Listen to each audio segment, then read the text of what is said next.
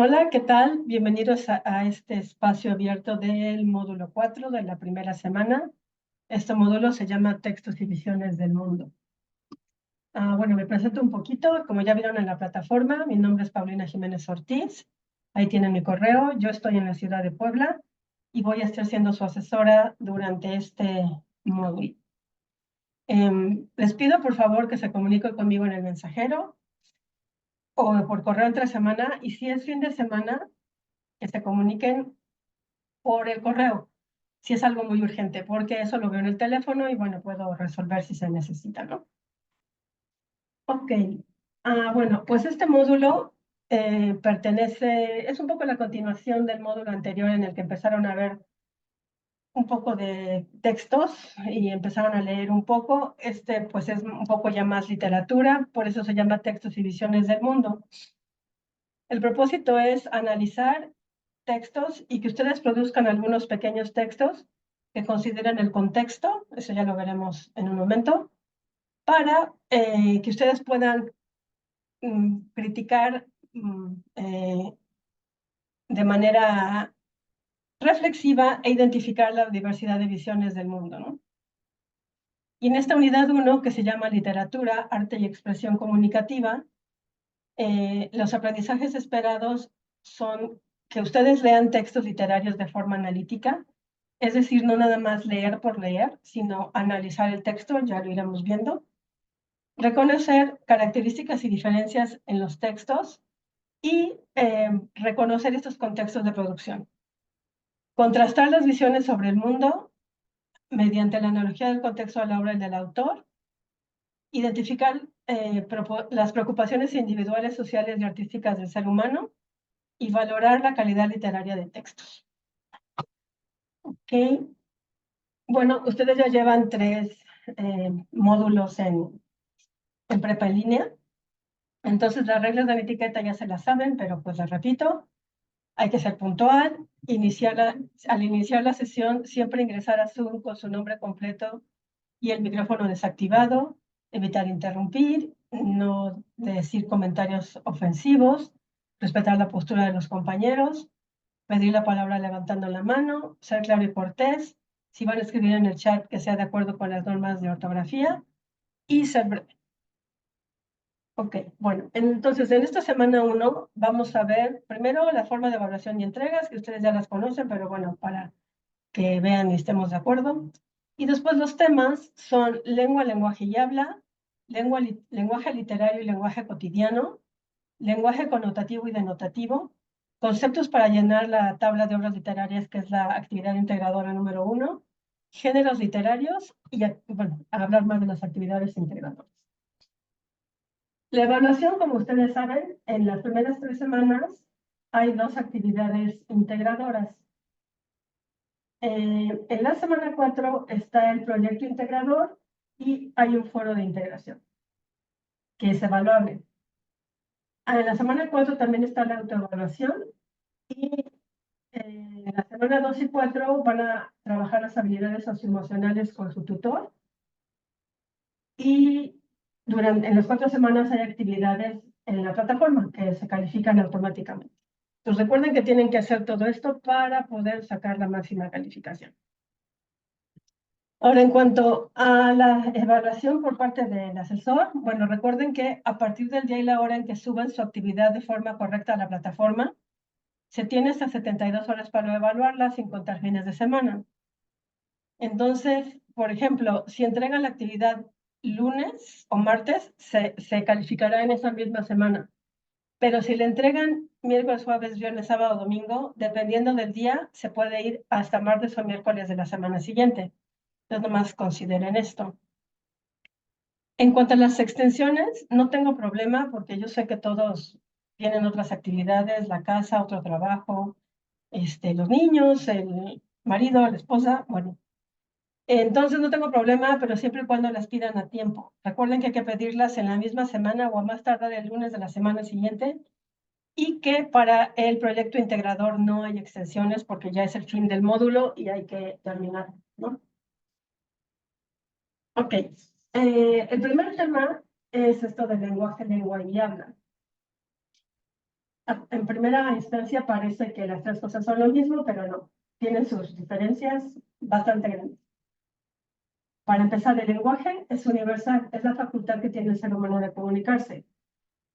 De todos los mamíferos, que somos también los humanos, somos los únicos que nos comunicamos de esta manera, con palabras en diferentes idiomas, que podemos escribir, que podemos interpretar lo que estamos diciendo, ¿no? Algunos animales se dice que se comunican con silbidos, con los delfines, ¿no? Por ejemplo, con esos con cantitos que hacen. Pero bueno, no es lo mismo, no están articulando palabras, no es un idioma definido, etcétera, ¿no? Entonces, bueno, el lenguaje es la facultad del ser humano de comunicarse. La lengua es un constructo social, es un sistema de signos. De hecho, lengua es sinónimo de idioma. Entonces, todos los idiomas, español, inglés, chino, coreano, portugués, ruso, todos se les llama lengua y es un idioma. Y bueno, son sistemas de signos porque tenemos nuestros abecedarios, ¿no? En lenguajes occidentales, en Europa, en América. En los lenguajes orientales, China, Corea, Japón, allá, tienen otro tipo de maneras de escribir con símbolos. El árabe también se escribe diferente, se escribe no de izquierda a derecha, sino de derecha a izquierda, y han visto estas letras muy bonitas en árabe, ¿no? Entonces, bueno, es un sistema de signos. Y ahí dice que la lengua es un patrón mental. Y esto es porque dependiendo de dónde vivas y el idioma que hables, tienes estos patrones mentales o estas imágenes en la cabeza. Por ejemplo, aquí en México nunca nieva. Bueno, a veces en las montañas, pero en general no. Entonces, pues solamente nosotros tenemos una palabra para decir nieve, que es nieve, ¿no? Pero si se van al Polo Norte, seguramente la gente que vive allá tiene diferentes maneras de referirse a la nieve, a los diferentes tipos de nieve, que ni sé, pero bueno, supongo que nieve es blanda, nieve pulverizada, nieve más dura, ¿no? O sea, debe de haber diferentes tipos de nieve y ellos tienen su palabra específica. Como aquí en México, que llueve mucho, pues tenemos, ¿no? Esto de chispeando, briznando, diluviando, eh, este tipo de cosas, ¿no? Por ejemplo, en el Amazonas, las tribus que viven ahí en medio de la selva tienen diferentes nombres para los tipos de verde, porque lo único que ven ahí es verde. Digo, nosotros también, pero ellos tienen más verdes y lo saben diferenciar perfectamente. Pues por eso se dice que es un patrón mental. Y el habla, pues es ya la realización física del idioma. Cada quien, aunque hablemos el mismo idioma, hablamos diferente. Hay quien habla más despacio, más rápido, más bajito. Hay quien es muy gritón, hay quien es muy intenso, hay quien es muy tímido, ¿no? Entonces cada quien habla diferente. Entonces aquí abajo hay otros tipos de lenguaje, se comparan otros tipos de lenguaje en la tablita de abajo. Dice, lenguaje hablado, pues es lo que les acabo de decir, ¿no? Lenguaje de señas es para la gente con discapacidad auditiva, los sordos. Y bueno, creo que todos han visto alguna vez, ¿no? A la gente hablar con las manos. Y hace poco tomé un curso de esto de lenguaje de señas y me sorprendió saber que yo pensé que el lenguaje de señas era universal, o sea que si yo iba a China me iba a poder comunicar o en Inglaterra o en Francia, pero resulta que no, que así como los idiomas son diferentes, el lenguaje de señas también. Y yo decía, bueno, ¿por qué? Pues si tal seña significa perro, ¿por qué no en todos los idiomas? Pues no, bueno, y me dieron un ejemplo, que por ejemplo, la letra M en español es los tres dedos de en medio de la mano, así juntos, ¿no? Esa es la M. Y si la pones junto a tu boca, eso quiere decir mamá. Pero si en algún idioma mamá, la palabra mamá no empieza con M, eso no tiene sentido. Entonces, por eso, y así como eso, pues hay muchas cosas, ¿no? Por eso hay que hacer los signos que vengan con la idiosincrasia de cada idioma y de cada país. También el lenguaje de señas mexicano no es el mismo que el lenguaje de señas en España o en Argentina. Entonces también cambia. Pues como cambia un poco luego las mismas palabras, ¿no? Es más, hasta cambia en el mismo país, ¿no? No hablan igual en el norte y no tienen las mismas palabras para algunas cosas ni los mismos modismos que en Yucatán, ¿no? O en el centro. Ok, bueno, les voy a mostrar aquí un video que habla de esto. Hoy hablaremos de las diferencias entre lenguaje, lengua y habla. Lenguaje. Según Saussure, el lenguaje es la capacidad del ser humano para poder comunicarse a través de símbolos. Por lo tanto, es una habilidad universal, o sea que todos los seres humanos la poseemos. Todas las formas en que logramos comunicarnos van a constituir un lenguaje. Por ejemplo, cuando hablamos a través de señas, cuando vamos manejando por la calle y vemos señales de tránsito o señalética, o cuando un programador está generando un código. El lenguaje está constituido por diversos elementos con formas diferentes. Uno de ellos es la lengua. Lengua. Es el sistema de signos lingüísticos, compuesto por dos términos que son el significado y el significante, organizados y distribuidos para funcionar de manera conjunta. Es social, ya que va a estar compartida por una comunidad de hablantes, es decir, todos los miembros de esa comunidad lingüística poseen la misma lengua. Es un conocimiento psíquico, ya que se encuentra dentro de nuestra estructura mental, por lo tanto también se consideraría abstracta, ya que no la podemos percibir con nuestros sentidos. Es homogénea porque solo necesita unir un concepto con una imagen acústica, es decir, un significado con un significante. Es pasiva, debido a su naturaleza psíquica o mental, solo se encuentra dentro de la mente del hablante. Habla. Es la realización de la lengua, lo que nos permite saber que el hablante posee una. Es individual, ya que cada hablante hace un uso diferente del mismo sistema. Es psicofísica, porque el proceso para utilizarla tiene fases dentro del cerebro que codifican un mensaje y luego lo transmiten a través de los órganos del habla, la boca, la nariz, la lengua, los pulmones, etc. Es heterogénea porque utiliza elementos psicofísicos, es decir, no solamente combina significados con significantes, sino también utiliza los sonidos, además de ser variable debido a su individualidad. Es activa, porque el hablante produce un resultado concreto al querer transmitir un mensaje, es decir, que la podemos percibir con nuestros sentidos. Lengua-habla es una dicotomía, ya que no podemos separarlas porque se complementan a pesar de ser diferentes. Si una persona tiene una lengua, no podríamos saberlo sin que exista el habla, y por consiguiente, no puede existir el habla sin tener el sistema de la lengua en nuestra mente. Es todo por hoy. Escríbenos para cualquier duda, sugerencia o comentario. No olvides suscribirte. Ok, bueno, eso, el video dijo lo mismo que les había explicado y algunos otros conceptos más. Ok, ahora, esto del lenguaje literario es muy importante porque lo vamos a seguir usando todo el módulo.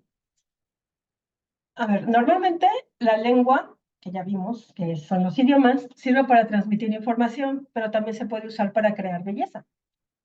Y entonces esto es el lenguaje literario.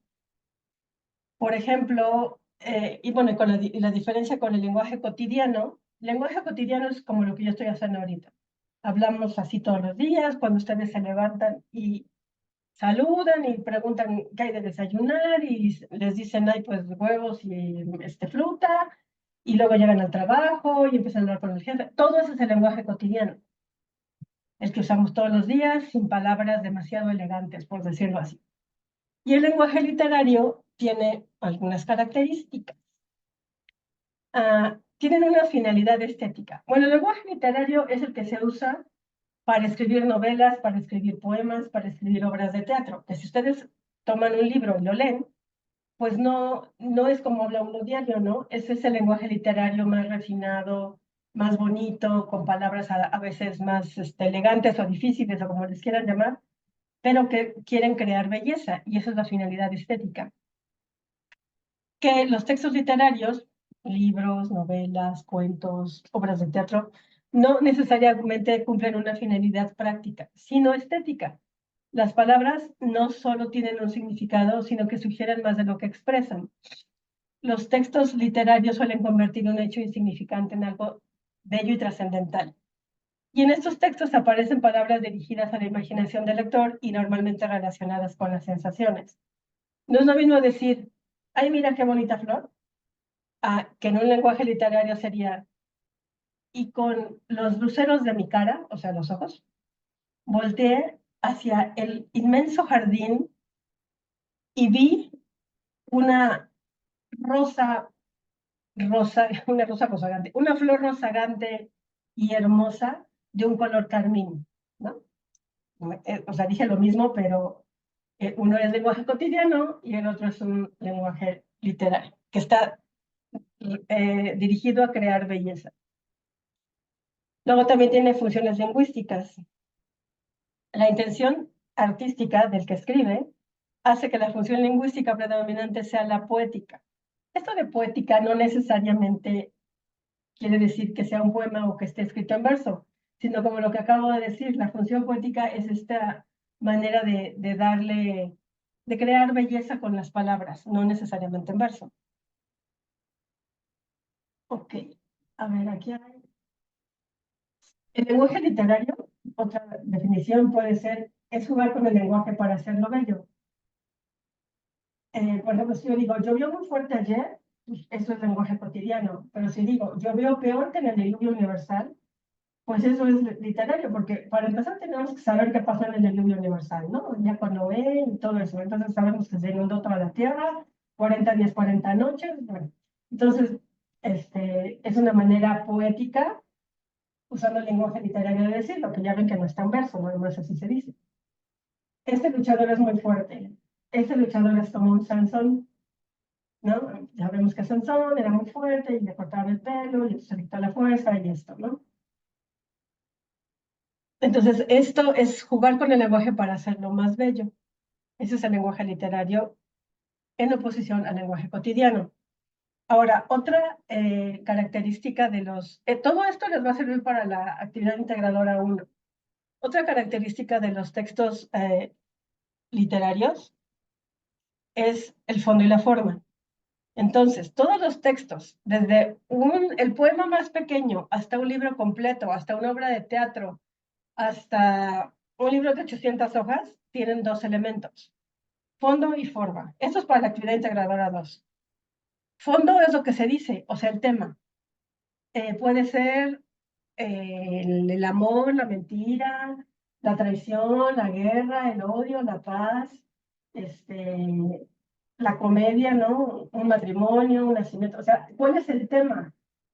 ¿No? Y la forma es como se dice, y no hay de otra, solo hay dos. Poesía, que es cuando se escribe como a modo de poema, que rima y que tiene versos, ya saben, así por renglones, o prosa. La prosa es como están escritas las novelas, ¿no? Renglón seguido, párrafos. Hay prosa que rima, pero bueno, normalmente no, o sea, hay prosa rimada, pero normalmente la prosa pues no rima y son párrafos hacia renglón seguido y así. Entonces solamente hay esas dos. Fondo lo que se dice y forma, poesía o prosa. O sea que si es un poema es poesía y si es una novela es prosa, si es un cuento es prosa, ¿no? Ok. En el fondo se construye con todo aquello que queremos decir, ¿no? El tema. Y la forma es la manera en que se organizan las palabras, rimándolas o no rimándolas. Y desde luego, el fondo y la forma son inseparables, porque no puede haber un libro que no tenga tema, y tampoco, y si tiene tema, no puede no tener forma, porque entonces no está escrito, ¿no? O sea, van de la mano, las dos cosas son necesarias. A ver, aquí hay un video al respecto.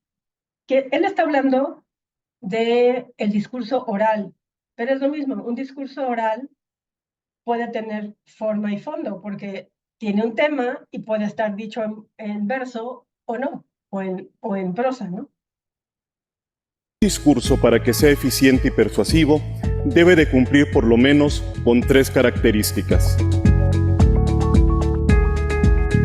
La primera se llama forma.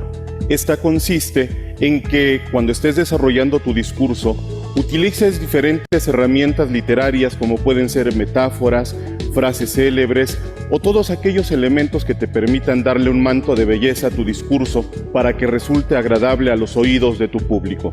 El segundo es el fondo. El fondo consiste en la calidad argumentativa de tu disertación. Tu discurso debe de tener cifras, datos estadísticos, autores, reflexiones, opiniones de especialistas. Todo aquello que dé sustento a lo que estés diciendo constituye el fondo del discurso. Y la tercera, que es un elemento importante a nuestros días, es la brevedad en el tiempo.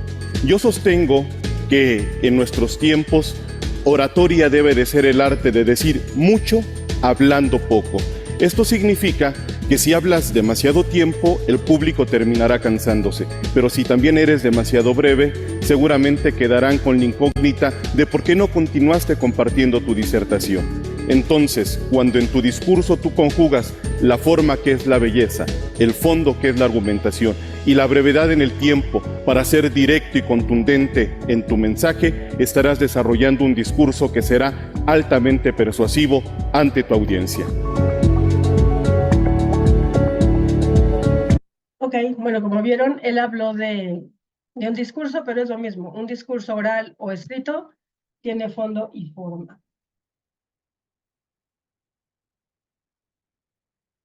Otra cosa que les van a pedir en el cuadro que tienen que llenar es esto de tema y argumento. El tema es la idea central. Supongo que saben, han oído de Romeo y Julieta, espero. Ahí el amor imposible es el tema. No sé, ¿qué película hay así como nueva? Más bien que todo el mundo conozca. Híjole, pues no sé, así como nueva, ¿no? Pero el Titanic todo el mundo sabe, ¿no? Pues ese es un poco el tipo de Romeo y Julieta, pero bueno, no, ese es el tema, la idea central es pues el naufragio del barco, ¿no? El desastre del Titanic. Ya la historia de amor pues ya viene como parte, ¿no? Ahí de refilón, pero pues el tema central del Titanic es el desastre del Titanic. Luego el argumento, y tengan mucho cuidado con esto porque luego me lo confunden, es el hilo de la acción. Esto del argumento es como cuando van al cine, ven que dice sinopsis. Esa sinopsis les dice de qué se trata la película, ¿no? Es como un parrafito. En la sinopsis del cine no les dicen el final, porque pues van a ir a ver la película. Pero el argumento sacan de cuenta eso, pero aquí sí cuentan el final. Entonces es un párrafo chiquito, no sé, aquí como cuántos renglones hay, 1, 2, 3, 4, 5. Como 6, 8 renglones en el que cuenten de qué se trata. Hagan de cuenta que, no sé, van a leer 3 cosas. Es un poema, un cuento y una obra de teatro. El cuento. Hagan de cuenta que entra su mamá, su hermano, su hijo, les pregunta, ¿qué leíste? No le van a volver a contar el cuento que tiene 3 hojas todo, ¿verdad? Como si les dicen qué película viste y de qué se trata. No les van a contar 2 horas de película. Nada más les van a contar, pues, así cortito, un parrafito. El argumento es lo esencial, sin ejemplos, sin mucho detalle, ¿no? Ok, entonces vamos con eso el argumento. La acción. También la acción esta es muy importante porque me la confunden con el argumento. Digo, en semestres anteriores, ustedes todavía no lo han hecho.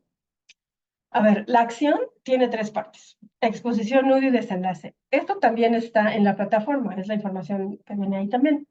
Pero a ver, la exposición es donde el autor presenta el lugar, tiempo, personajes, es decir, establece el escenario de su obra. Por ejemplo, a ver, un cuento que todos nos sepamos, Blancanieves.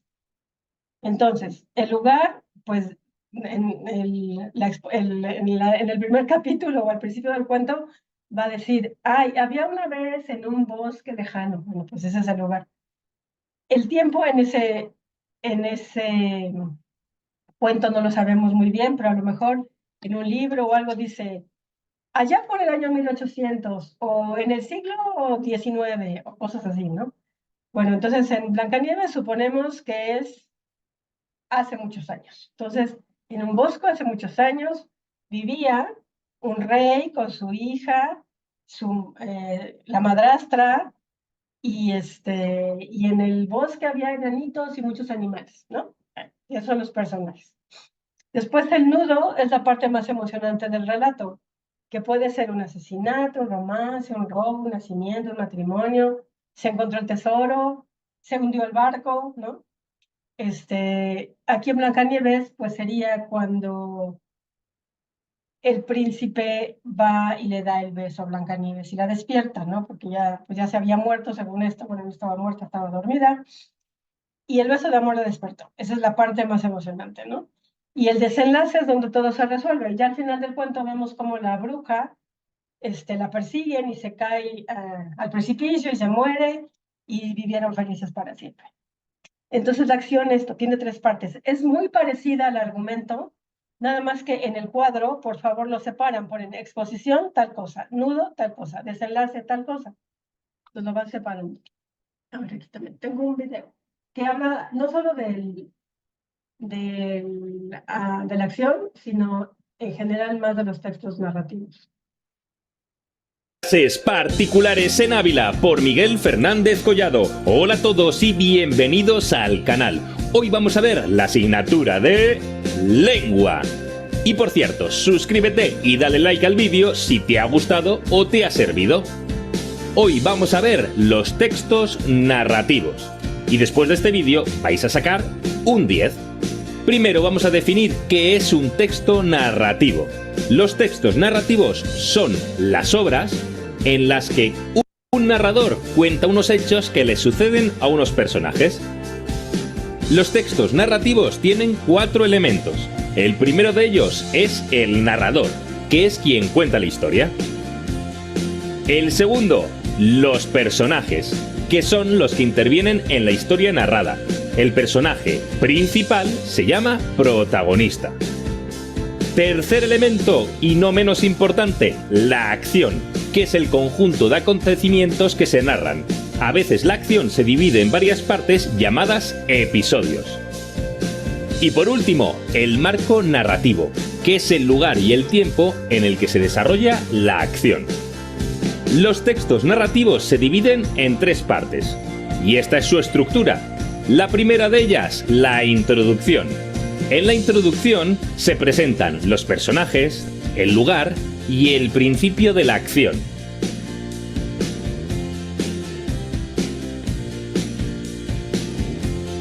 La segunda parte es el nudo o desarrollo. El nudo es la parte más extensa de nuestro texto narrativo, es decir, la más grande. En ella se desarrollan los sucesos más importantes que les ocurren a los personajes. Y por último, desenlace o final, momento en donde se resuelve el conflicto. Hay varios tipos de finales, como los finales felices o los finales tristes. Vamos a ver un ejemplo de la estructura de un texto, para que lo tengáis presente.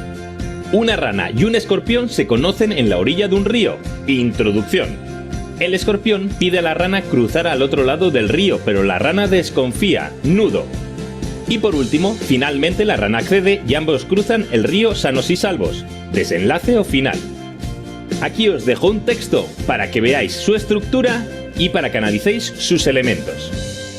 Por cierto, hay distintos tipos de textos narrativos. Algunos de ellos son el cuento, la novela, la leyenda, el mito, la poesía épica, el reportaje, la crónica, la noticia o la biografía. Espero que os haya gustado. Aquí os dejo un vídeo que os puede interesar y, por cierto, suscríbete al... Ok. Bueno, aquí explicaron la acción y algunas otras cosas que también son de utilidad para el módulo. A ver, también les van a preguntar sobre el tiempo de la obra. Y aquí hay 2. El tiempo objetivo, que se suele asociar con el tiempo lineal, es decir, un tiempo sincrónico, histórico, al menos para el fin de la historia particular que se relata. Esto es, por ejemplo, ustedes empiezan a leer un libro y dicen, agosto 25, 1949, ¿no?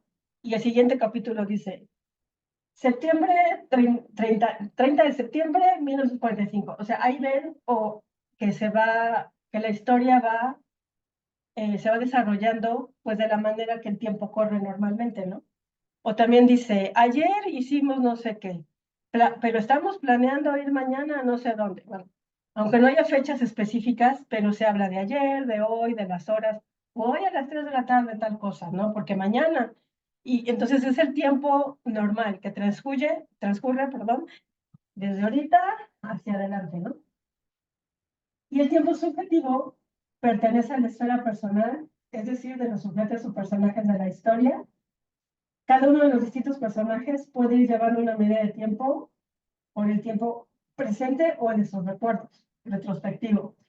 Ahora vemos mucho esto en las películas, en las series, que de repente empieza la serie y, no sé, todos muertos ahí, ¿no? Y dices, bueno, ¿y ahora qué? Y ya te pasan otra escena y te dicen presente. Entonces, eso era el futuro, ¿no? Entonces empieza con el final y te regresan al presente. O luego los personajes se acuerdan de cosas, ¿no? Entonces, ese es el tiempo subjetivo. Cuando el tiempo no transcurre de manera lineal, ¿no? Como que van y vienen. O luego el futuro, ¿no? Y así. Ahora les da en las series y en las películas mucho por hacer eso. Ok. Otro concepto es el lenguaje connotativo y el denotativo. El lenguaje denotativo o la denotación es el empleo de las palabras en sentido directo literal. El sol es una estrella, el tierra garras fuertes, yo soy maestra, ustedes estudian la prepa en línea, ¿no? Eso no hay otro sentido ni otro significado más que el que estoy diciendo, ¿no? El cielo es azul, ¿no? Bueno, pero el connotativo o la connotación es el empleo de las palabras en sentido figurado o directo o indirecto. Por ejemplo, eres el sol que ilumina mi vida. Quita tus garras de encima. Pues eres el sol que ilumina mi vida, se lo puedo decir a mi novio, pero pues realmente no es un sol, no tiene luz propia ni nada, pero bueno, para mí sí. Quita tus garras de encima. Bueno, las personas no tienen garras, pero eso se lo puedes decir a alguien que te está molestando o algo, ¿no? Entonces, pues es como, quita tus horribles manos de encima de mí. Ok, aquí tengo algunos ejemplos y de oraciones que pueden ser denotativas o connotativas. A ver, les doy un minuto o pueden pausar el video para hacerlo y ahorita les digo cuál es cuál.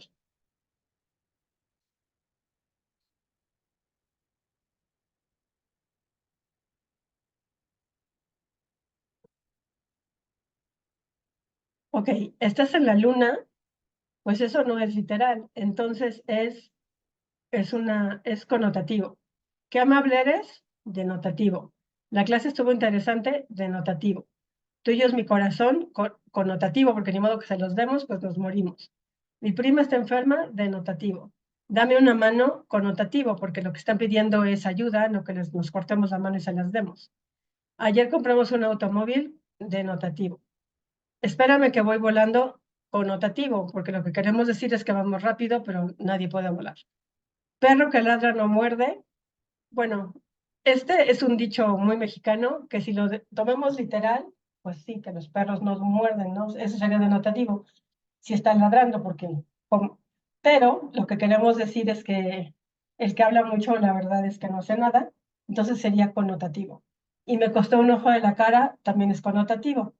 Eso quiere decir que es muy caro, pero no nos vamos a sacar el ojo, ¿verdad? A ver, acá tengo otros ejemplos.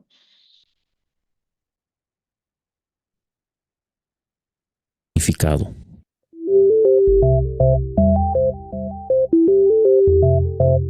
Las palabras no siempre significan lo mismo en todos los textos, a veces cambian de significado según el contexto. A estas formas de entender una misma palabra le llamamos formas de significado. Analicemos estos textos para entender mejor estos conceptos. Puedes notar en la primera oración que la palabra música significa lo que realmente es, pero en la segunda tiene un sentido figurado. Ocurre lo mismo en el segundo ejemplo con la palabra pan. Mientras que en la primera oración significa alimento de harina, en la segunda significa regalo o dádiva. Lo mismo sucede en el tercer ejemplo con la palabra tigre. La denotación es cuando una palabra significa lo que realmente es decir, tiene un significado literal. La connotación es cuando esta palabra tiene un significado interpretado o indirecto, es decir, un sentido figurado o doble sentido. La denotación es objetiva y posee el significado del diccionario, y la connotación es subjetiva y se construye en uno mismo de acuerdo al contexto. Veamos estos otros ejemplos.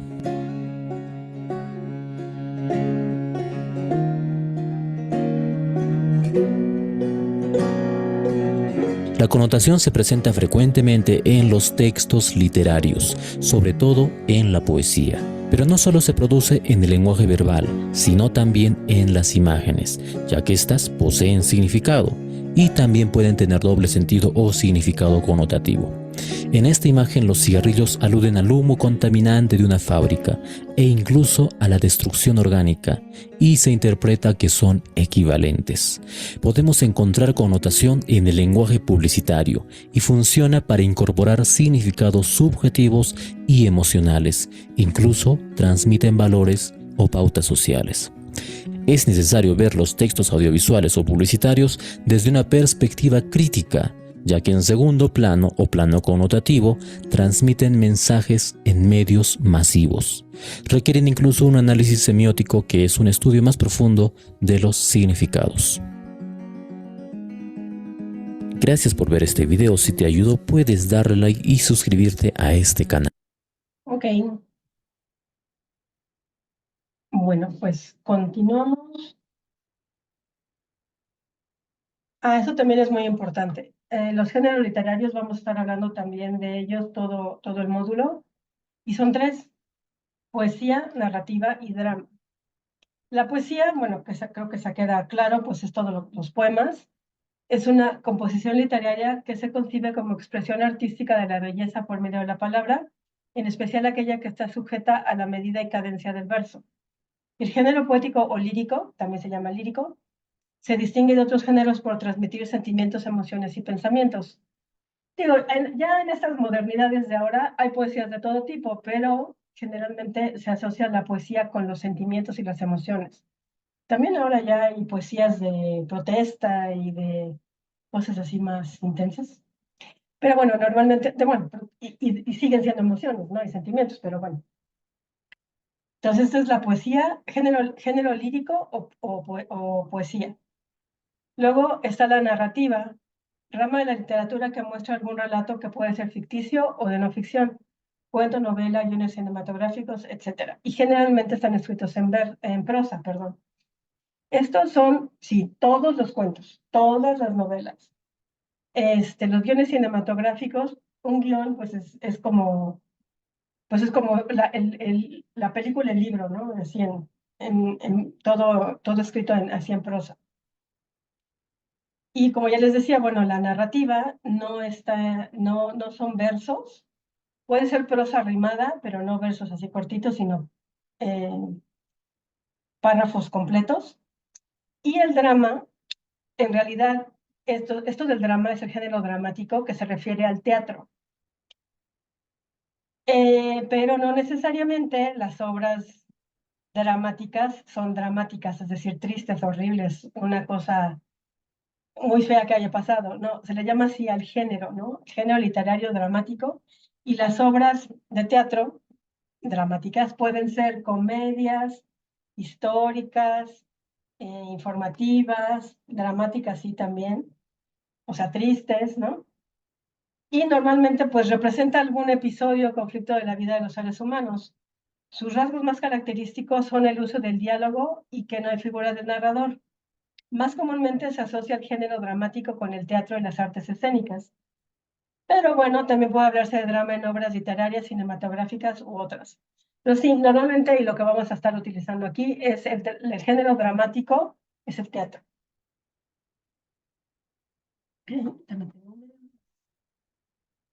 Ese es el dilema. Pauli, ¿sabes en qué historia estamos, verdad? Claro que sí.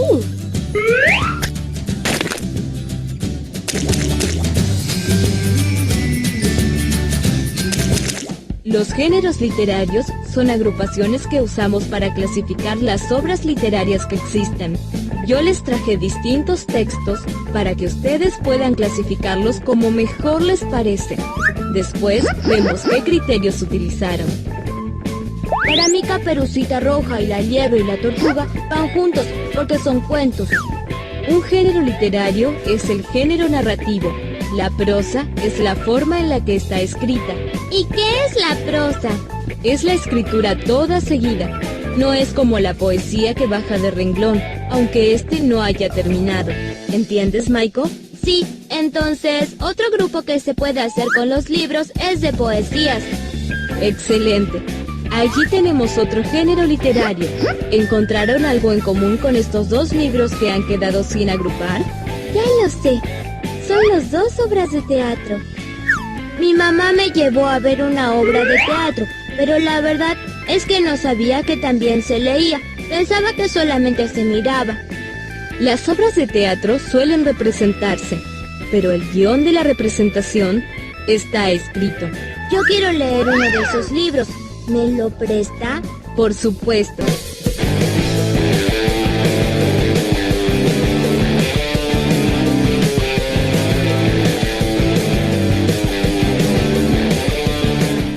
Mati, me enteré de que vas a jugar una carrera con el niño nuevo para ver quién de los dos es el más rápido del grado. Sí, es cierto. ¿Y por eso estás con esa cara tan larga? Es que se lo conté a mi mamá y ella me regaló un libro que se llama La Liebre y la Tortuga.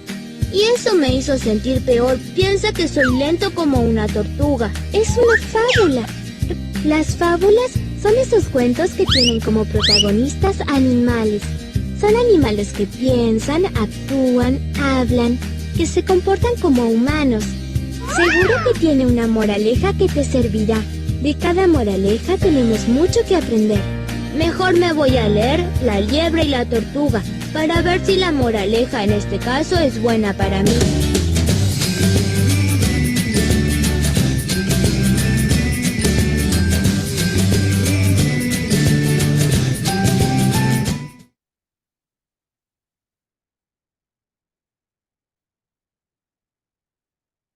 Los actores. Bueno, a ver, seguimos.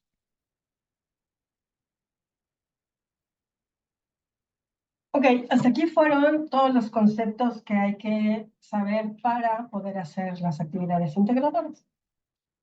Y bueno, también estos conceptos los vamos a seguir usando durante todo el módulo, así que no crean que es nomás ahorita ya nos olvidamos, no, se van a seguir usando. Entonces, hay dos actividades integradoras. Una, las dos son entregables en Word. La primera se llama Literatura, analizar textos literarios, y la segunda es Textos literarios, lenguaje y expresión humana. Está el foro aprendiendo, que recuerden que es importante usarlo para compartir sus dudas, comentarios, sus sugerencias sobre el tema de la semana, y la actividad socioemocional. Ok, la primera actividad integradora, lo que tienen que hacer es, en un documento de Word que descargan de la plataforma, van a contrastar tu forma de ver la vida con la de tres textos literarios, analizando sus características y particularidades. Primero, bueno, bajan la plantilla y hay tres cosas que tienen que leer. A ver, esta es la plantilla. El primero es un poema que se llama Al ingrato que me deja busco amante. Después es un cuento que se llama El rey burgués. Y una obra de teatro que se llama La verdad sospechosa. Los autores, bueno, ya los puse ahí el género porque los autores es obvio, y los géneros, bueno, ya les ayudé con eso.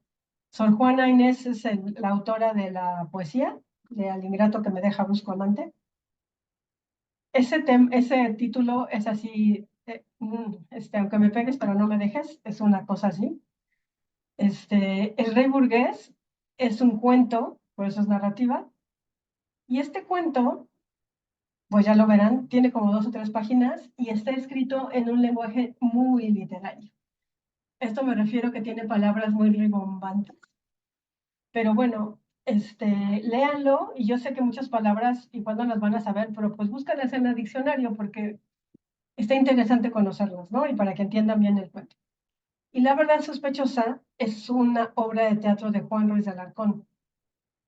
Esta obra, la verdad, les recomiendo que bajen la que está en la plataforma, lean, no sé, una página, 2 páginas, y después busquen un resumen, porque lo que pasa es que, para empezar, es una obra de teatro. Entonces son como 40 páginas, está muy larga y está escrita en verso.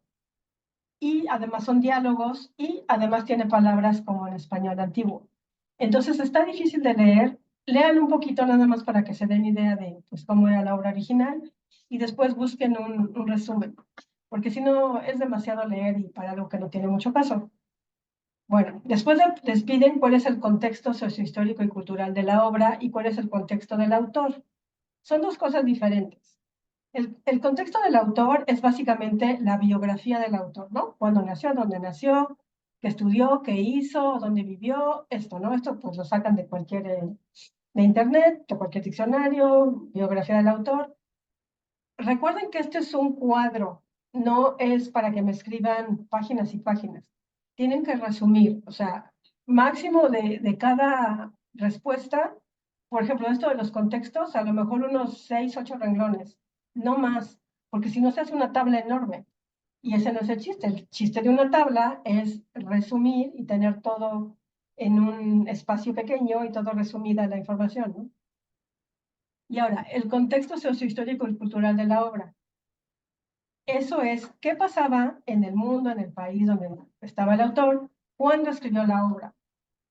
Por ejemplo, Rubén Darío es nicaragüense y nació, ahora no me acuerdo si a principios del siglo XX o un poquito antes, pero el cuento del rey burgués forma parte de un libro que se llama Azul, que tiene poemas y otros cuentos. También van a leer La jaula de oro para el que sigue, la actividad que sigue.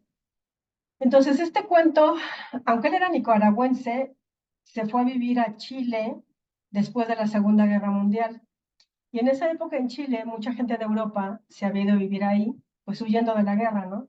Y era gente pues de dinero. Obviamente los que pudieron huir de la guerra, pues era gente con dinero. Y era gente que tenía gustos elegantes, ¿no?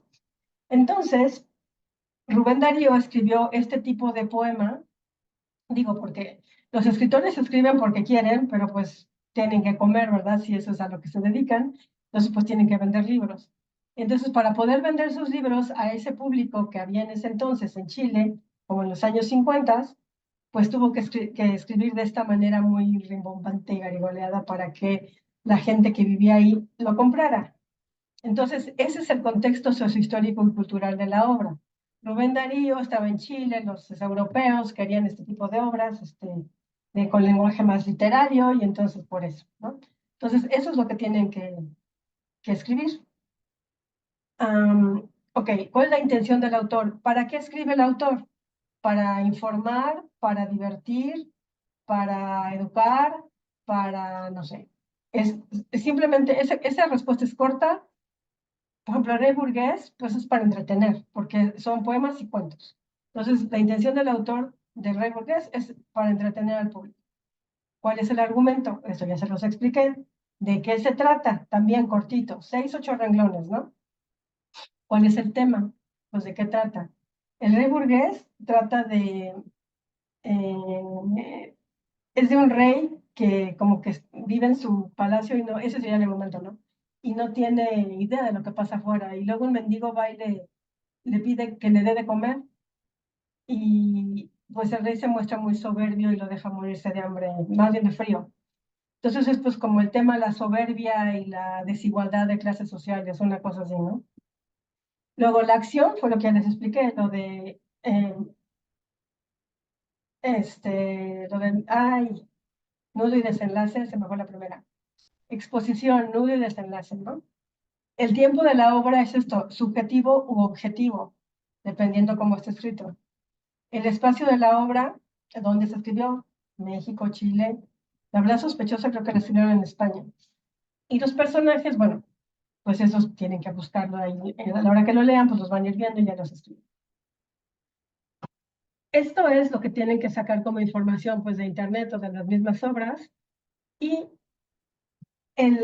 las preguntas 3, 4 y 5 es lo que ustedes piensan. Tienen que contrastar las obras con la manera en que ustedes viven ahora, lo que ustedes piensan.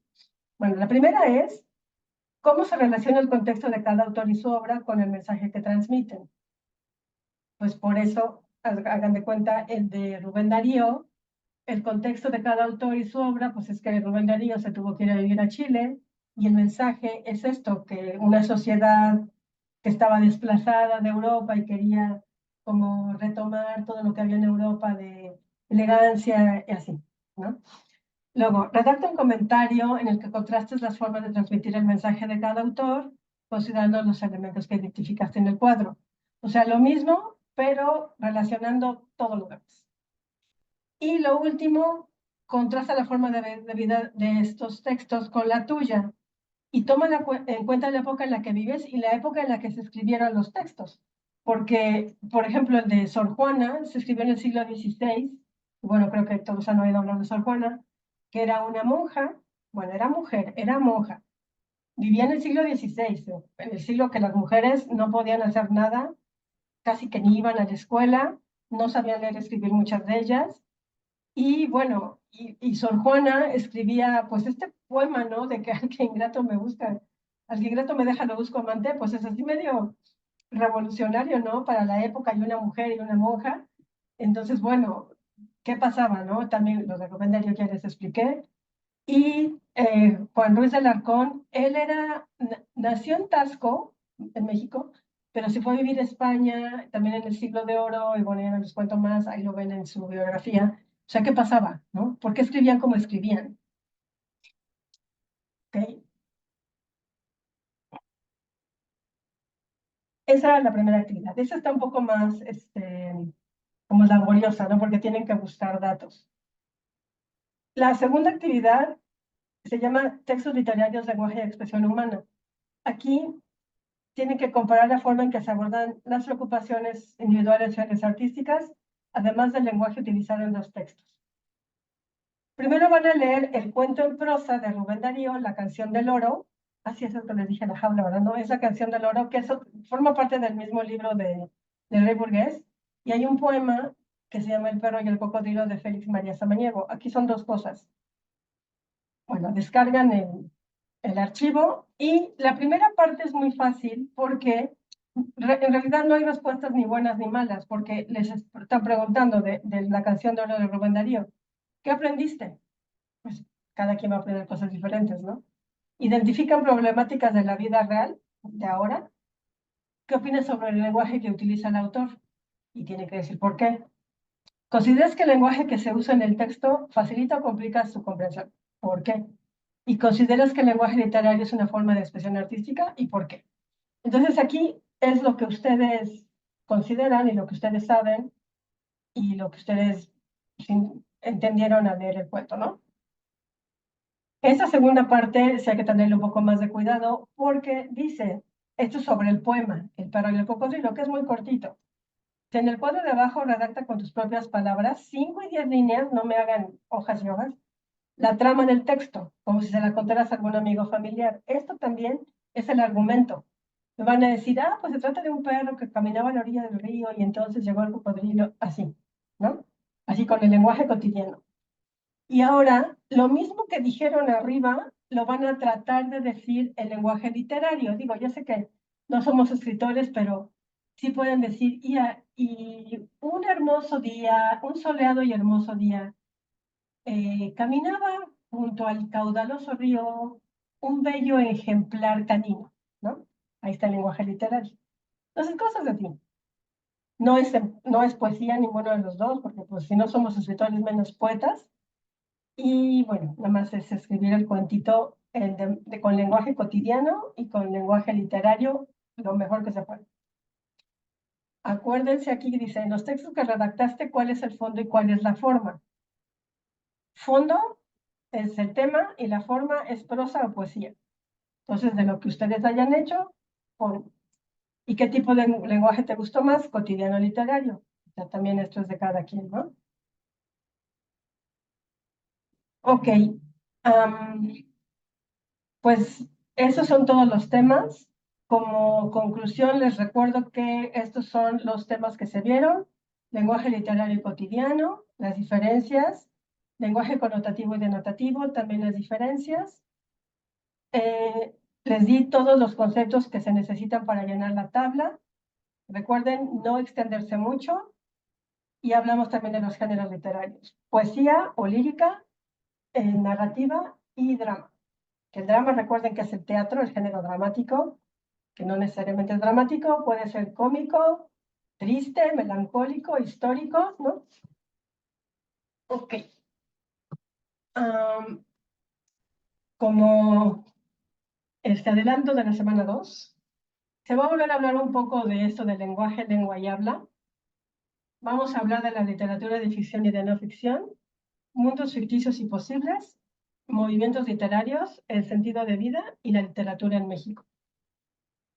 Pero eso será para la semana que entra. Ok. ¿Dudas? ¿Algo no quedó claro? Si les surge duda después, me pueden mandar un correo o un mensajero, ¿no? Ya que estén trabajando. Luego, pues ahorita es un poco difícil, ¿no? Como que fue mucha información y saber cuál es la duda, ¿no? Las dudas surgen cuando se está, pues ya empezando a trabajar, ¿no? A ver, tengo aquí un cuestionario. Si están viendo esto como video ya en YouTube, les voy a dejar esta misma liga en los comentarios de YouTube para que lo puedan hacer, pero podemos hacerlo ahorita. A ver, voy. Espérenme tantito. Está cargando aquí.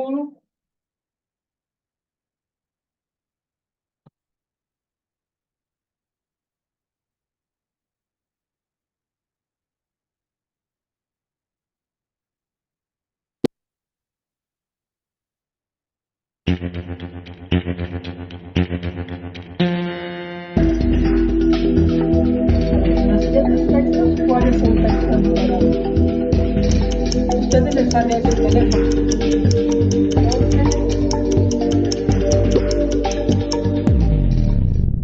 Siguiente pregunta.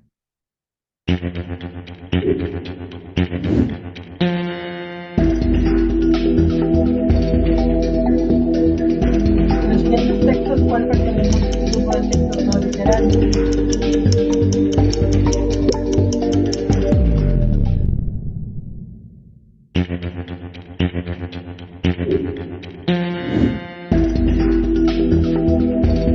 ¿Cuál es el objetivo de los textos no literarios? Recuerden que la respuesta la tienen en su teléfono.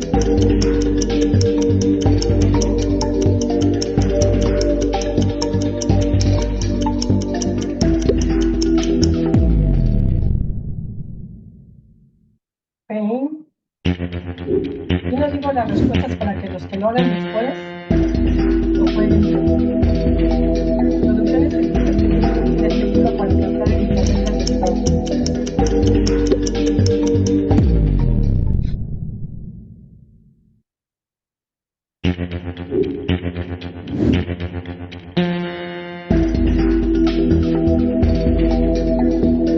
Tienen como finalidad entregar información con un lenguaje claro y sencillo.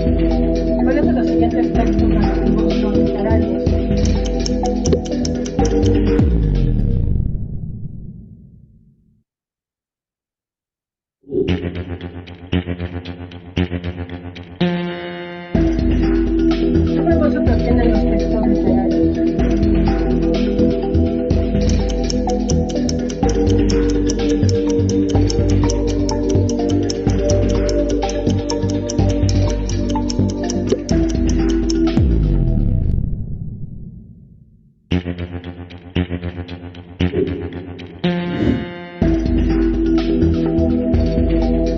es el lenguaje de los textos literarios?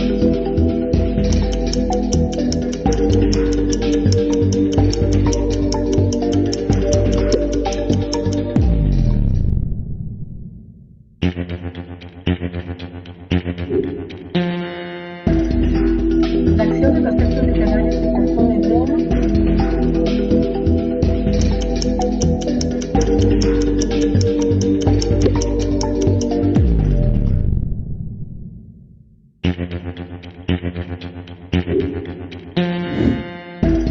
el registro formal es comúnmente empleado en los textos.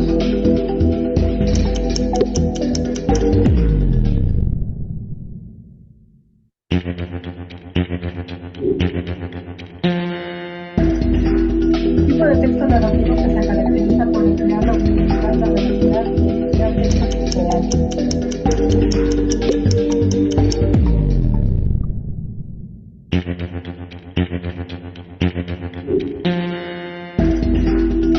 Son características de los textos narrativos no literarios.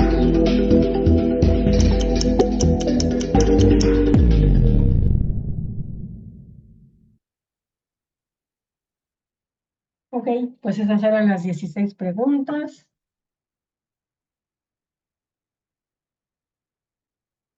Va. Entonces, dejo en YouTube esta liga para que lo puedan hacer ustedes en su casa.